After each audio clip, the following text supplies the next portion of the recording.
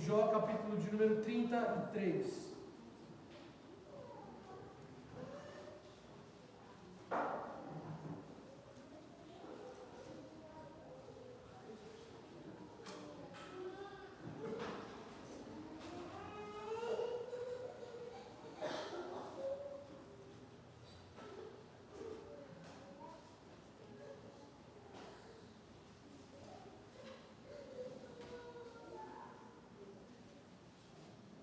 Jó, capítulo 33, faremos a leitura de todo o capítulo. Eu convido os irmãos a acompanharem a leitura comigo. Jó, capítulo 33, verso 1 a 33. Diz assim o texto da palavra do Senhor: Ouve, pois, Jó, as minhas razões, e dá ouvidos a todas as minhas palavras. Passo agora a falar, e minha boca fala a língua. As minhas razões provam a sinceridade do meu coração, e os meus lábios proferem o puro saber. O Espírito de Deus me fez, e o sopro do Todo-Poderoso me dá vida. Se podes, contesta-me, dispõe bem as tuas razões perante mim, e apresenta-te. Eis que diante de Deus sou como tu és. Também eu sou formado do barro, por isso não te inspiro terror, nem será pesada sobre ti a minha mão. Na verdade, falaste perante mim, e eu ouvi o som das tuas palavras. Estou limpo, sem transgressão, puro sou e não tenho iniquidade. Eis que Deus procura pretextos contra mim e me considera como seu inimigo. Põe no tronco os meus pés e observa todas as minhas veredas. Nisto não tens razão, eu te respondo, porque Deus é maior do que o homem. Por que contendes com ele, afirmando que não te dá contas de nenhum dos teus atos? Pelo contrário, Deus fala de um modo, sim, de dois modos, mas o homem não atenta para isso. Em sonho ou em visão de noite, quando cai sono profundo sobre os homens, quando adormecem na cama, então lhes abre os ouvidos e lhes cela a sua instrução, para apartar o homem do seu desígnio e livrá-lo da soberba, para guardar a sua alma da cova e a sua vida de passar pela espada. Também no seu leito é castigado com dores, com incessante contenda nos seus ossos, de modo que a sua vida abomina o pão e a sua alma a comida apetecível. A sua carne que se via agora desaparece, e os seus ossos que não se viam agora se descobrem. A sua alma se vai chegando à cova, e a sua vida aos portadores da morte.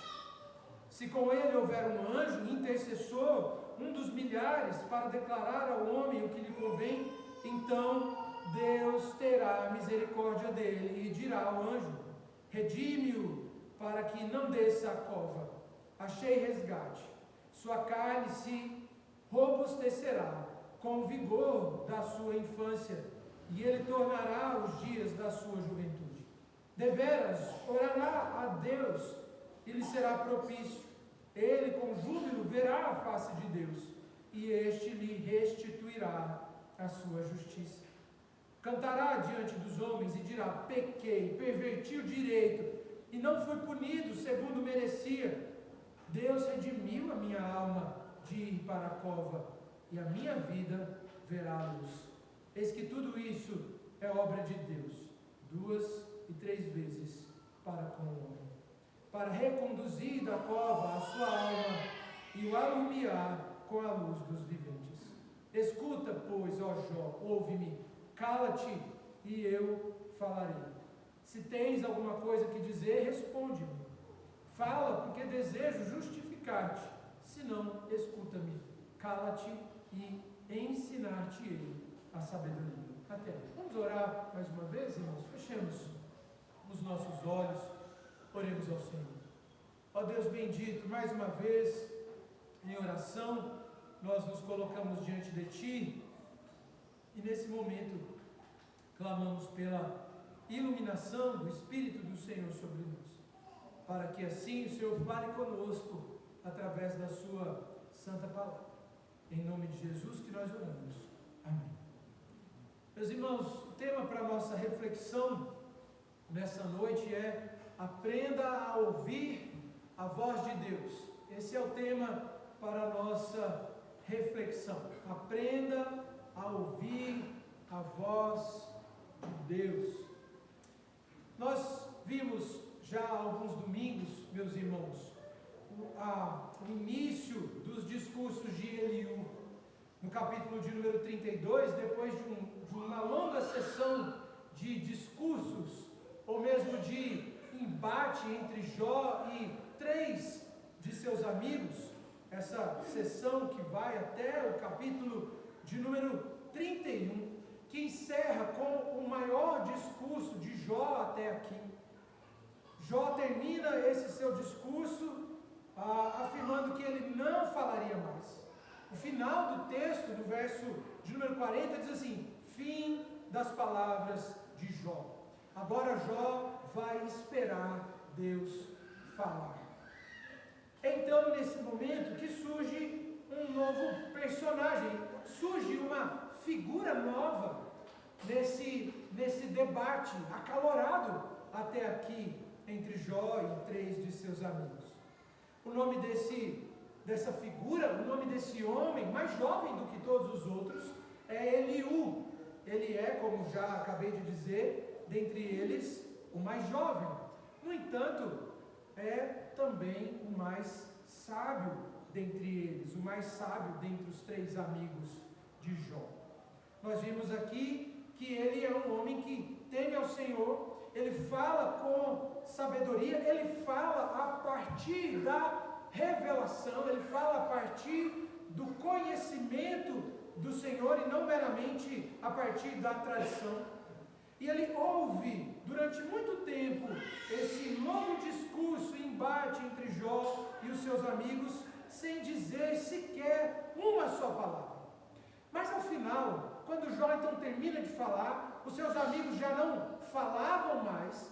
Jó havia sido capaz de calar os seus amigos. Eles já não tinham mais argumentos para contrapor Jó. Se você se lembra, creio que você se lembra, o discurso desses amigos, grande parte deles foi acusar Jó de ter pecado contra o Senhor e de que o seu sofrimento era decorrente de algum pecado específico que Jó houvesse cometido.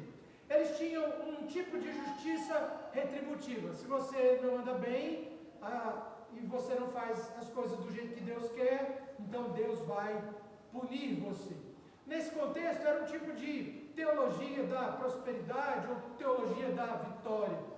Se você pecar contra o Senhor, certamente você vai sofrer aqui. Então, se você está sofrendo, é porque você está em pecado. E Jó procurou, ao longo de todo esse tempo, contra-argumentar com seus amigos, mostrando a eles que eles estavam errados. Vocês estão errados.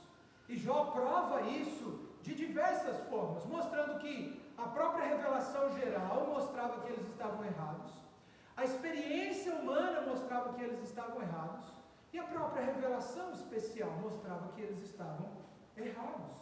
Jó então argumentou de tal forma que eles não falam mais. Mas se você percebeu ao longo de todos esses capítulos, Jó anseia por alguém. Jó anseia por alguém que se coloque entre ele e o Senhor, alguém que faça mediação entre ele e o Senhor, porque ele vê e entende que Deus de alguma forma havia se levantado contra ele como um inimigo, ou como um juiz cruel e severo, que vai sentenciá-lo à morte, sem que ele tenha tido a oportunidade de se defender, ou sem que ele tivesse uma resposta. Porque eu estou sofrendo. Nós vimos, irmãos, Jó em momento nenhum ele blasfemou o nome do Senhor. Ele disse algumas coisas que ele não deveria ter dito. Isso nós vimos ao longo de toda a exposição. E naquilo que Jó foi repreensível, naquilo que Jó disse que era passível de repreensão, Eliú agora se coloca como aquele que vai procurar repreender. O que a gente vai ver aqui ao longo dessa exposição é que Eliú ele vai agir diferente dos demais amigos de Jó. Isso por algumas razões. E nós veremos isso daqui. A primeira delas é que Eliú não acredita que Jó está sofrendo porque tenha cometido algum pecado contra Deus. Ele está irado com Jó, e o motivo pelo qual ele está irado com Jó é porque Jó quer ser mais justo do que Deus. Ele vai dizer isso no versículo de número 2. Então, naquilo que ele entende que Jó precisa ser reprovado, ele vai reprovar Jó. Ainda que nós iremos perceber, ele vai procurar fazer isso com misericórdia. Uma misericórdia que os seus outros amigos não foram capazes de mostrar. Os 3 amigos de Jó que falaram até aqui, eles foram consoladores molestos, cruéis. Ainda que talvez em algum momento houvesse boa intenção por parte deles em consolar Jó. No entanto, nós vemos que o resultado é que eles colocam um peso ainda maior sobre Jó. Mas Eliú, como ele mesmo vai dizer, ele não quer pesar a sua mão sobre Jó. E aí, então, nos primeiros 7 versículos do texto do capítulo 33, versículo 1 até o versículo de número 7, nós vemos aqui palavras de sabedoria.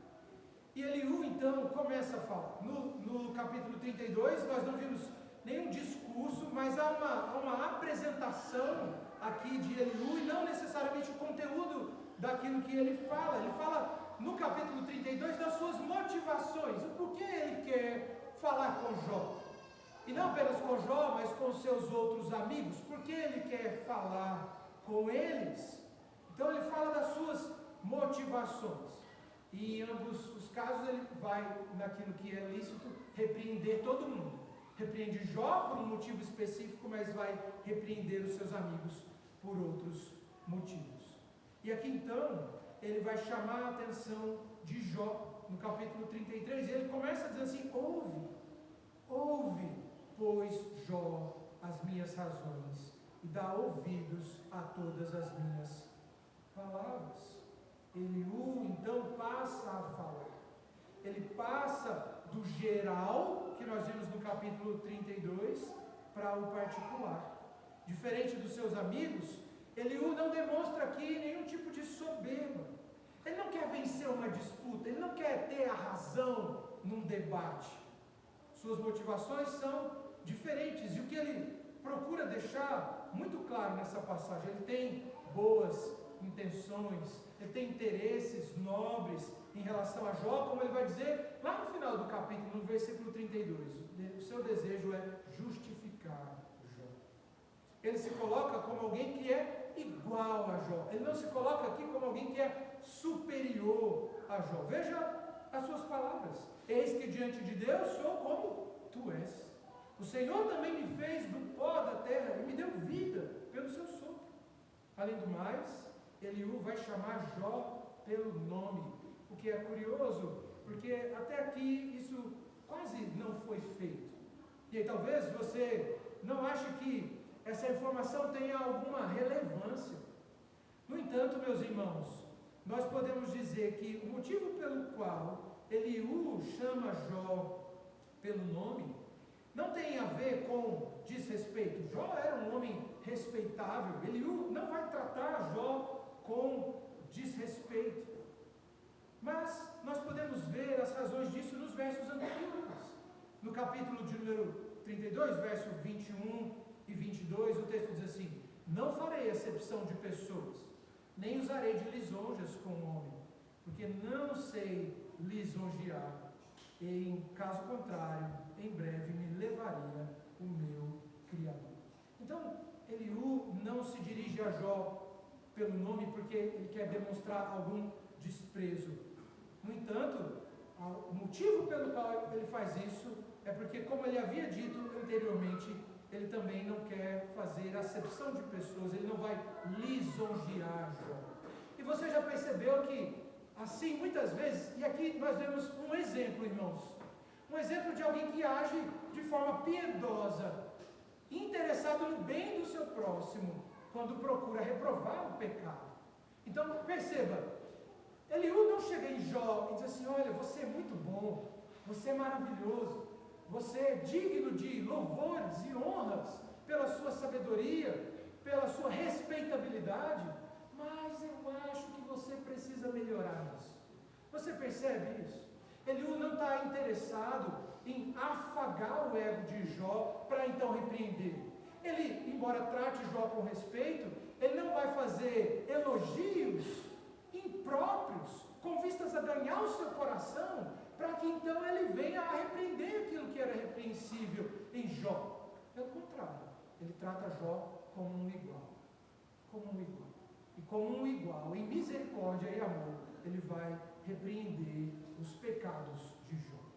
Isso então não significa que ele estava desprezando Jó, ou mesmo que fosse irreverente, mas apenas que ele fala com temor do Senhor e ao mesmo tempo sem medo de se dirigir ousadamente a Jó, mesmo que ele fosse mais velho e respeitado. Curiosamente, diferente dos amigos de Jó, ele também não quer calar Jó. Ele vai dar, inclusive, aqui a oportunidade de Jó de respondê-lo.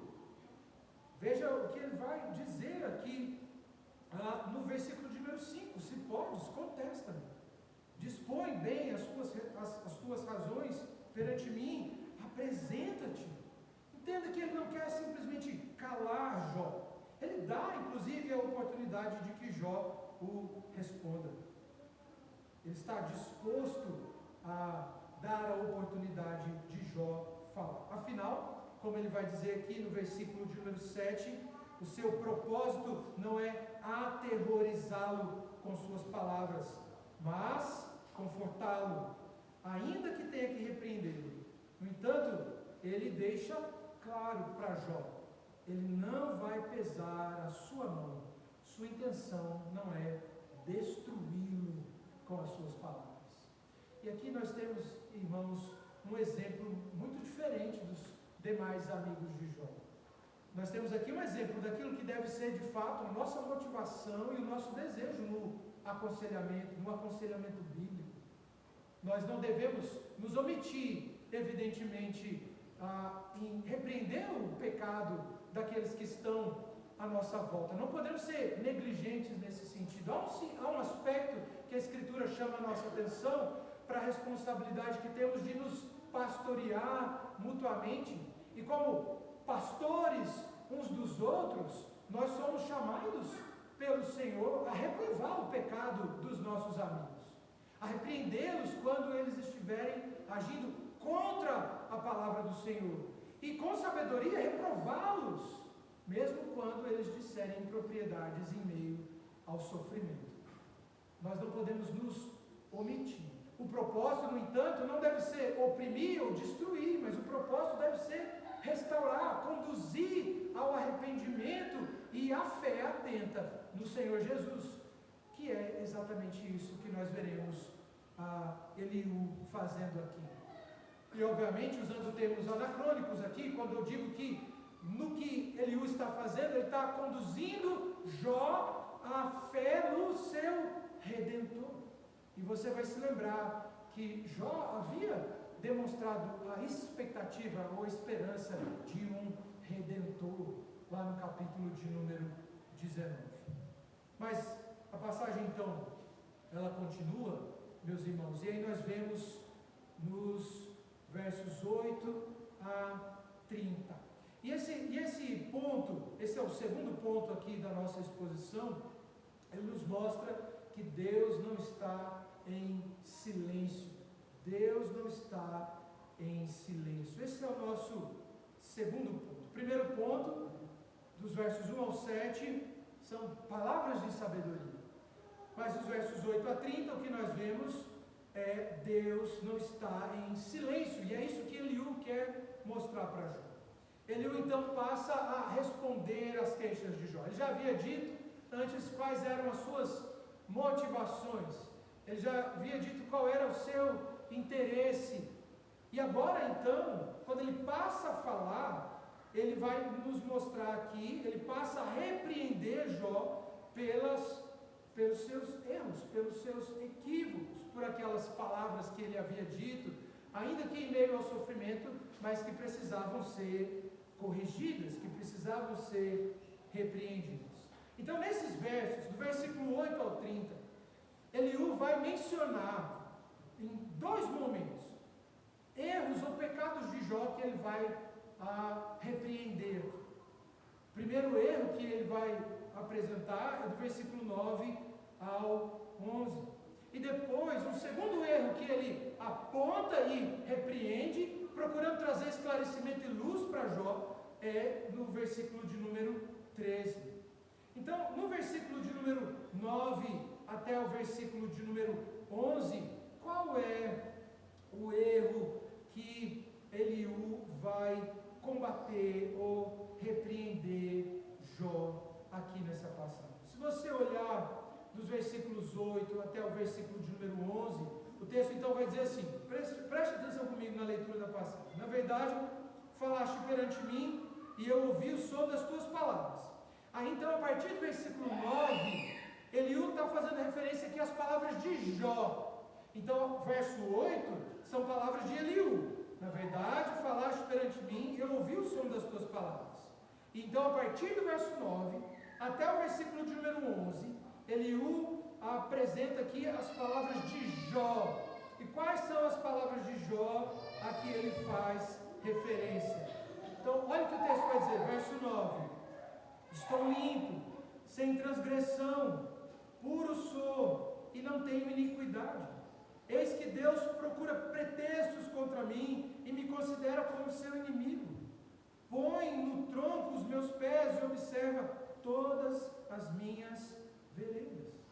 Então, perceba que Eliú aqui, ele vai reprovar Jó. E aí no versículo de número 12, ele diz assim: nisto não tens razão. Eu te respondo, porque Deus é maior do que o homem. Olha que interessante. Então ele vai mencionar do versículo 9 ao 11 quais eram as palavras de Jó. E ele no versículo 12 então ele vai dizer: nisto não tem razão, nisso você está errado, Jó. E eu te respondo, porque Deus é maior do que o homem. O que Eliú está dizendo e o que ele está combatendo aqui propriamente falando? Então perceba que Eliú vai reprovar Jó. Não porque Jó tivesse cometido pecados no passado que o tornaram merecedor dos seus sofrimentos. Jó vai fazer referência aqui à sua justiça, e ao longo do texto nós vemos que Jó procurou se apresentar diante do Senhor. O capítulo de número 32 é inclusive, ou 31, perdão, é uma espécie de declaração formal e escrita de inocência. Eu sou inocente das acusações que me fazem. Então, ao citar isso, essa declaração de inocência que Jó faz, Eliú não está repreendendo Jó porque ele julgava que Jó tivesse cometido pecados contra o Senhor. Afinal de contas, meus irmãos, nós já vimos, e muitas vezes, que Jó era de fato um homem íntegro. Jó era de fato um homem reto.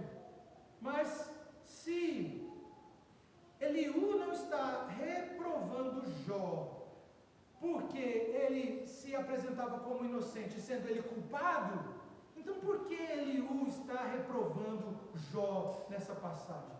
E aí nós podemos dizer, irmãos, que o motivo pelo qual Eliú está reprovando Jó nessa passagem é porque Jó, com as suas queixas, com os seus questionamentos, ele está nivelando Deus por baixo. Ele está equiparando Deus com o homem.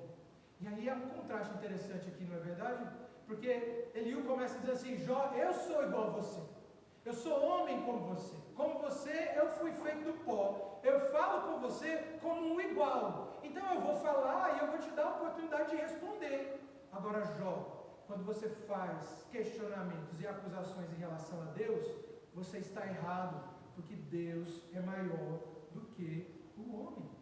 Jó estava, de alguma forma, nivelando Deus por baixo. Ao julgar que Deus o estivesse perseguindo, Jó estava julgando que Deus estivesse agindo contra ele, como o homem age contra o seu inimigo. O homem que é assim: se ele me fez mal, eu então vou devolver a ele o mal que ele fez contra mim. No entanto, Deus é maior do que o homem. Deus é maior do que o homem. O erro de Jó aqui, meus irmãos, é exatamente o erro que nós também cometemos. Quando nós julgamos o Senhor a partir dos nossos critérios. Quando nós julgamos o Senhor e a sua providência pela nossa própria régua, pela nossa própria medida. Então nós dizemos assim: isso não é justo. Por que Deus está fazendo isso? Isso não é justo. Por que Deus permite isso? Ou por que Deus permite aquilo? Por que Deus decreta isso? Ou por que Deus decreta aquilo? No final das contas, nós estamos dizendo com os nossos questionamentos que nós sabemos melhor e mais do que Deus a respeito de como Ele deveria fazer e agir na condução de todas as coisas. Nós somos assim. Nós julgamos a Deus a partir dos nossos critérios, do que é certo e do que é errado, mas aquilo que a Escritura vai nos ensinar, meus irmãos, é que o Senhor é maior do que o homem. Deus é maior do que o homem. Jó, mais tarde, dando aqui um spoiler do livro, ele vai ouvir das palavras do Senhor: onde você estava, Jó, quando eu criei todas as coisas? O apóstolo Paulo, quando ele escreve aos Romanos, ele vai dizer assim: quem é o barro para discutir com o oleiro? Acaso ele pode dizer para o oleiro: me faz assim, ou me faz assado? Por que me fizeste assim? Por que não me fizeste de outro modo? Nós tendemos a julgar e questionar ao Senhor a partir dos nossos padrões, do que é certo e do que é errado. Mas Deus é maior do que o homem. Isso, obviamente, irmãos, não significa que nós não podemos conhecer o Senhor. Isso não significa que nós não podemos conhecê-lo. É claro que nós podemos. Nós podemos fazer afirmações em relação a Deus. Isso porque, evidentemente, Ele se revela a nós nas Escrituras. Então nós podemos conhecer a Deus e nós podemos fazer afirmações a respeito dEle, conforme o que Ele revelou de si mesmo nas Escrituras. Algumas pessoas talvez poderiam usar a afirmação de Eliú, quando ele vai dizer Deus é maior do que o homem, como um pretexto para afirmar que nós não podemos fazer qualquer tipo de afirmação dogmática a respeito de Deus. Algumas pessoas dizem assim: nós não podemos colocar Deus numa caixinha. Com isso, elas negam a validade de fazer afirmações teológicas sobre Deus à luz das Escrituras. No entanto, o que o texto nos ensina é que não devemos nos rebelar contra Deus. Não devemos julgá-lo por critérios humanos. Antes, o que nós devemos fazer é nos submeter à sua vontade. É isso que nós devemos fazer, irmãos. Diante da providência do Senhor, nós devemos nos submeter a Ele. É isso que Jó precisava fazer. Ele precisava se submeter à vontade do Senhor. Mas qual é o segundo erro? Então, o primeiro erro que Eliú reprova em Jó é o fato dele julgar a Deus a partir de critérios humanos. E Eliú então vai dizer para Jó: Deus é maior do que o homem. Mas qual é o segundo erro que Eliú reprova em Jó? E esse erro é julgar que o Senhor não estivesse falando com ele. Esse é o erro. Esse é o erro. Deus não me responde. Deus não me responde.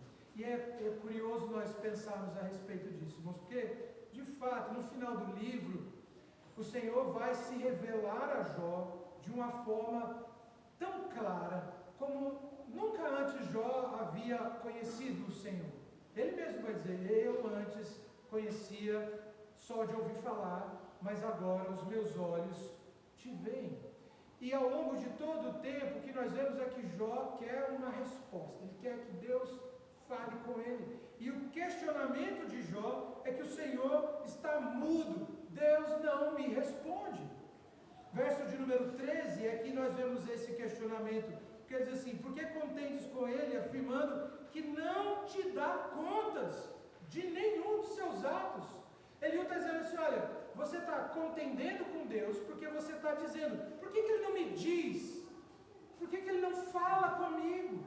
Esse é o questionamento de Jó, e é justamente isso que Eliú vai reprovar aqui nessa passagem. Por que Eliú vai reprovar Jó aqui, irmãos? Porque Eliú vai dizer para Jó assim: não, Deus fala, Deus fala, Deus fala com você. Deus fala de um modo e de dois modos. É interessante isso, né? Ele está dizendo assim: Deus está falando com você de muitas formas. Deus fala de um modo, Deus fala de dois modos. Lá no versículo 29, ele repete essa ideia, quando diz assim: eis que tudo isso é obra de Deus, 2 e 3 vezes, para com o homem. Então olha que interessante, Eliú está dizendo: Deus fala com você. Nisso você também está errado, em julgar que o Senhor não lhe responde, em julgar que o Senhor está mudo. E a primeira forma com que Eliú diz que Deus fala com Jó é por sonhos. Então Eliú vai dizer que o Senhor respondia, o Senhor falava com ele. E olha como ele vai dizer no verso 14: pelo contrário, Deus fala de um modo sim, de dois modos, mas o homem não atenta para isso. Em sonho ou em visão de noite, quando cai sono profundo sobre os homens, quando adormecem na cama, então lhes abre os ouvidos e lhes cela a sua instrução. E aqui, muito provavelmente, quando ele diz que Deus fala com Jó a partir dos sonhos, muito provavelmente Eliú está fazendo referência aqui ao que Jó havia dito lá no capítulo 7. Se você se lembra, no capítulo 7, no versículo de número 14, Jó fala de sonhos, de alguns sonhos que ele tinha. Mas a curiosidade é que no verso 14 do capítulo 7, Jó vai dizer que esses sonhos eles eram perturbadores. Ele vai dizer que esses sonhos causavam perturbação. E talvez você pense no motivo para isso. O que o Senhor pretendia dizer a Jó através desses sonhos perturbadores? E a resposta para isso, meus irmãos, nós podemos ver no versículo 17. Por que o Senhor fala com o homem? Por que o Senhor fala com Jó através de sonhos perturbadores? E o verso 17 vai dizer assim: para apartar o homem do seu desígnio e livrá-lo da soberba. Meus irmãos, é interessante nós vermos isso. Então, qual é a razão pela qual o Senhor fala com Eliú através de sonhos? Ou com Jó, perdão, através de sonhos perturbadores? Para apartar o homem do seu desígnio e livrá-lo da soberba. Por meio desses sonhos, Deus quer alertar Jó para que ele não cometa nenhum pecado que possa levá-lo à morte. Olha o verso de número 18: para guardar a sua alma da cova e a sua vida de passar pela espada.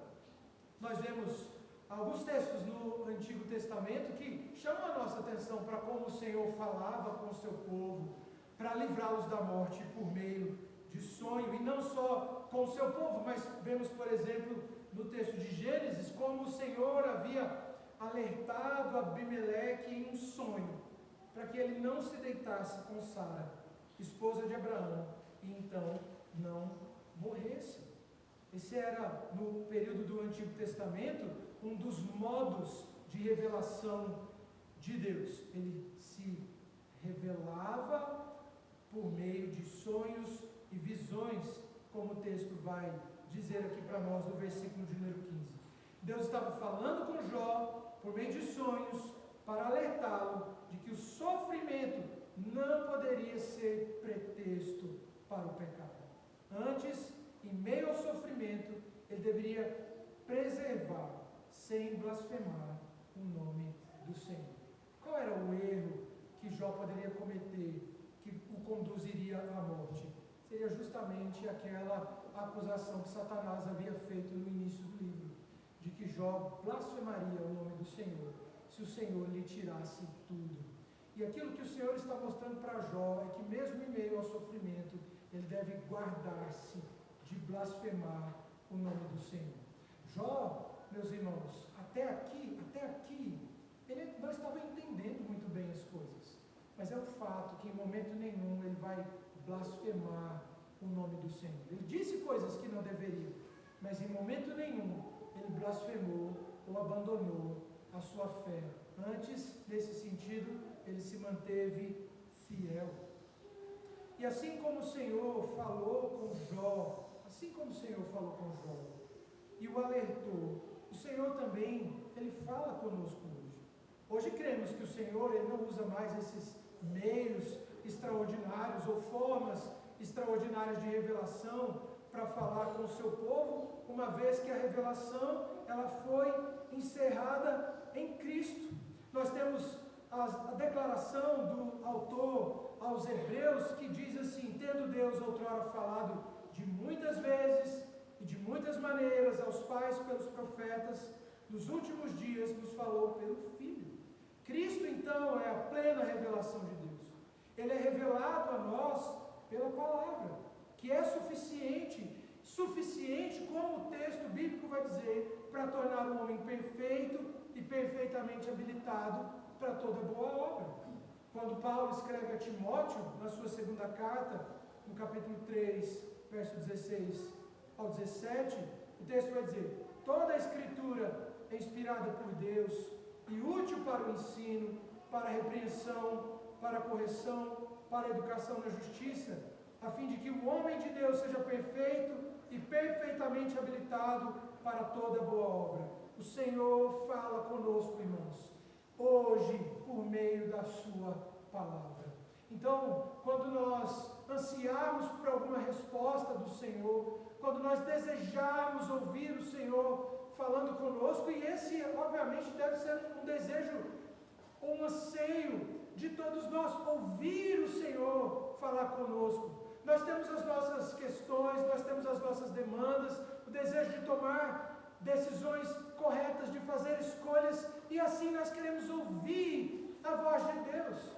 E o meio que o Senhor hoje fala conosco é a sua palavra revelada. Nós não podemos subestimar aquilo que o apóstolo Paulo vai dizer quando escreve a Timóteo, quando afirma: toda a escritura é inspirada por Deus e útil para o ensino, para a repreensão, para a correção, para a educação na justiça, a fim de que o homem de Deus seja perfeito e perfeitamente habilitado para toda boa obra. Nós temos um privilégio muito grande hoje, irmãos. Um privilégio que Jó não tinha, que é ter justamente essa revelação tão acessível assim a nós. Tão acessível assim. Mas talvez você pense assim: não, então eu queria um sinal extraordinário. E aí nós temos no Novo Testamento, meus irmãos, o exemplo de que aqueles que pediram sinais, na verdade, eram os incrédulos. Eram os incrédulos. Lembra quando algumas pessoas procuraram o Senhor Jesus e diziam assim: nos dá um sinal. E aí como o Senhor Jesus vai responder a essas pessoas, meus irmãos? Ele vai dizer assim: olha, uma geração incrédula pede um sinal, mas nenhum sinal lhe será dado, a não ser o sinal de Jonas, fazendo referência assim à sua morte e à sua ressurreição. Portanto, meus irmãos, nós não precisamos mais de sinais extraordinários para compreender a vontade do Senhor para as nossas vidas.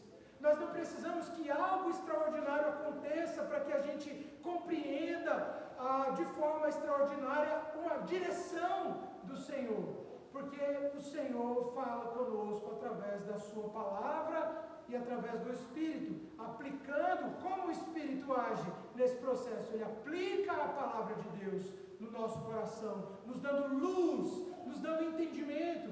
Então talvez naqueles momentos em que nós julgamos que precisamos de maior clareza a respeito de como agir, de que decisão tomar, Como nós podemos conhecer mais ao Senhor? Nós devemos orar ao Senhor para que pelo Espírito Santo Ele aplique a sua palavra no nosso coração.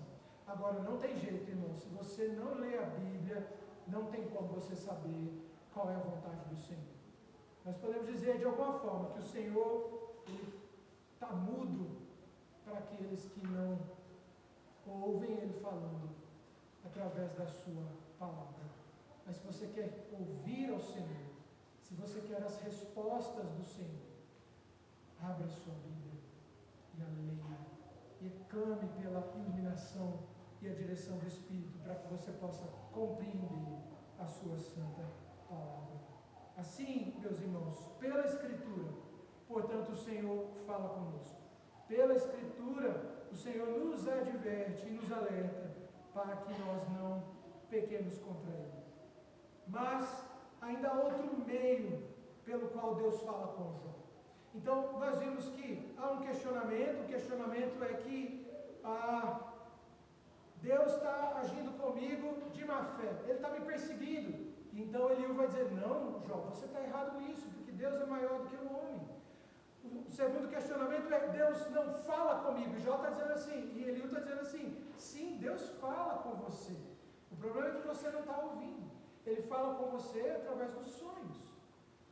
Mas há uma outra forma, irmãos, pela qual o Senhor fala com o seu povo, e há uma forma pela qual o Senhor também fala com Jó, e essa forma é mencionada para nós aqui, a partir do versículo de número 19, quando Eliú vai dizer para Jó que o Senhor fala conosco através da dor e do sofrimento.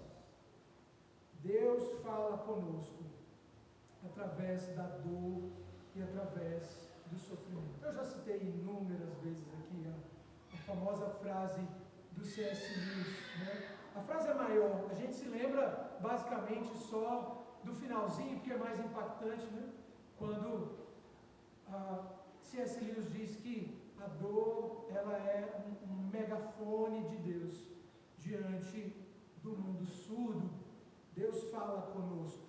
Na frase C.S. Lewis diz assim, na dor Deus grita. Na dor Deus grita. E há algo que Deus quer ensinar para Jó, e há algo que o Senhor nos ensina também através do sofrimento, meus irmãos. E aquilo que o Senhor nos ensina através do sofrimento é que nós somos finitos. Nós somos totalmente dependentes do Senhor. Se há algo que o sofrimento ensina para a gente, é que nós somos extremamente frágeis. Você pode ver alguém forte, extremamente capaz, cheio de habilidades, mas quando você fica enfermo, você vê o quão frágil e pequeno você é. Você vê o quão dependente do Senhor você é. Nós somos totalmente dependentes do Senhor. E nessas horas, meus irmãos, nós precisamos aprender a encontrar satisfação para as nossas vidas na graça do Senhor. E é isso que nós lembramos, por exemplo, do apóstolo Paulo nos ensinando. Quando ele vai dizer que por 3 vezes ele orou ao Senhor, pedindo para que Deus retirasse dele um espinho que Deus havia colocado na sua carne. Nós não sabemos, irmãos, nós não sabemos que espinho era esse, nós não sabemos. Mas o fato é que o Senhor vai responder para Paulo dizendo que não retiraria, mas que a sua graça lhe bastava. A sua graça lhe bastava. E é curioso, porque o Senhor vai dizer que não tiraria, tanto porque sua graça era suficiente para sustentar o apóstolo Paulo, mas também para que Paulo não se ensoberbecesse, por causa das grandes visões que ele havia tido. Paulo está aprendendo por meio da dor, assim como Jó, que nós somos totalmente dependentes do Senhor e que não há motivo ou razão para o orgulho ou para a soberba. Assim como Jó, assim como Paulo, nós também precisamos aprender que somos totalmente dependentes do do Senhor. Totalmente dependentes do Senhor. Assim também, meus irmãos, o Senhor quer nos ensinar. Nós dependemos dEle. Nós dependemos dEle para todas as coisas. Nós dependemos dEle para o levantar e para o deitar. Nós dependemos dEle para respirar. Nós dependemos dEle para colocar o pão sobre a nossa mesa. Nós dependemos dEle para a nossa justificação. Para sermos declarados justos, nós precisamos da justiça dEle, porque a nossa é insuficiente. Porque na verdade a nossa é justiça nenhuma. Assim como Jó será declarado justo pela graça de Deus, nós também só podemos ser declarados justos se assim o Senhor nos declarar. E não com base em nossos méritos, mas sim com base nos méritos daquele que nos redime, que é Cristo. E é sobre isso que o texto termina falando. Se você prestar atenção, você vê que a passagem vai fazer referência a um anjo, no versículo de número 23, quando ele diz assim: se com ele houver um anjo, intercessor, um dos milhares, para declarar ao homem o que lhe convém, então Deus terá misericórdia dele e dirá ao anjo: redime-o, para que não desça a cova. É curioso, meus irmãos, porque a passagem ela faz referência não a um anjo qualquer, ele é um anjo distinto. O texto diz assim: um dos milhares. A ideia aqui é justamente, ele é único, ele é maior, ele é superior. Ele faz referência a um anjo intercessor. E aí então o texto diz assim: se com ele houver um anjo intercessor, um dos milhares, para declarar ao homem o que lhe convém. A tradução literal do texto aqui seria: para declarar ao homem a sua justiça. Não a justiça do homem, mas a justiça do anjo. Então Deus teria misericórdia dele e dirá ao anjo: redime-o, para que não desça a cova. Achei resgate.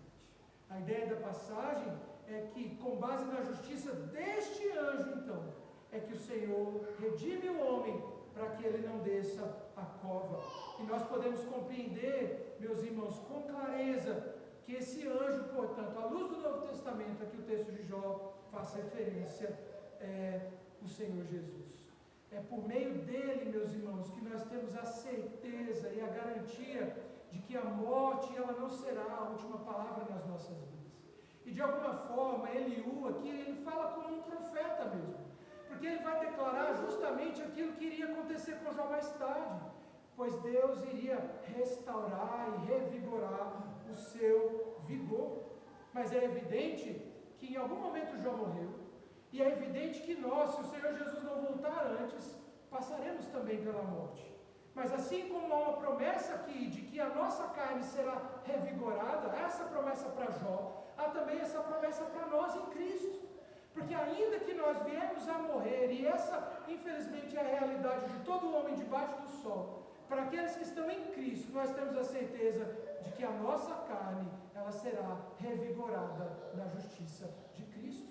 Nós nos lembramos, meus irmãos, das palavras do Senhor Jesus no Evangelho de João, no capítulo 11, no verso 25 ao 26, quando ele diz assim: disse-lhe Jesus: eu sou a ressurreição e a vida. Quem crê em mim, ainda que morra, viverá. E todo o que vive e crê em mim, não morrerá eternamente. E ele termina dizendo assim: crês isto? Crês isso? Nós cremos nisso, meus irmãos. Nós cremos nisso. Nós cremos nessa promessa de redenção que há em Cristo Jesus. Jó está sofrendo aqui, evidentemente, mas se voltarmos alguns capítulos atrás, nós podemos dizer que Jó tinha essa esperança, Jó tinha essa expectativa. Você se lembra do que ele vai dizer no capítulo 19? Eu sei que o meu Redentor vive.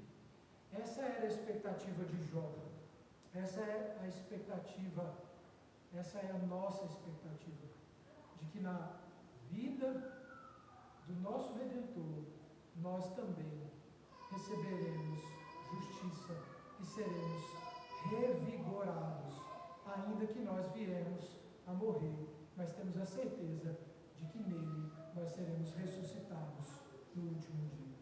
O texto termina então, meus irmãos, do versículo 31 até o 33, com mais uma vez Eliú chamando a atenção de Jó: preste atenção às minhas palavras, dê ouvido a essas palavras. E é curioso, meus irmãos, porque o texto começa assim e ele termina assim. O texto começa: ouve, pois, Jó, as minhas razões e dá ouvidos a todas as minhas palavras. E o texto termina, versículo de número 31, escuta, pois, ó Jó, ouve-me. Meus irmãos, o Senhor nos chama a darmos ouvidos às suas palavras. O Senhor nos chama a darmos ouvidos à sua voz. Ele fala conosco. E Ele fala conosco através da sua palavra, apontando para nós a esperança que há no Redentor, naquele em quem e por meio de quem nós somos justificados e em quem nós temos a plena certeza de que seremos revigorados e ressuscitados. Jó, aqui no livro, e Eliú, como um profeta do Senhor, ele aponta para a única esperança de todo homem, que é o Senhor Jesus. Nós cremos nisso? Nós damos ouvidos à sua voz? Damos ouvidos às suas palavras? Que nós não sejamos surdos, meus irmãos, para as palavras do Senhor, mas que nós possamos ouvi-lo verdadeiramente falando conosco através da sua palavra. Como diz a Escritura, quem tem ouvidos para ouvir, ouça. Que Deus nos abençoe, meus irmãos. Quero então chamar os nossos presbíteros aqui à frente.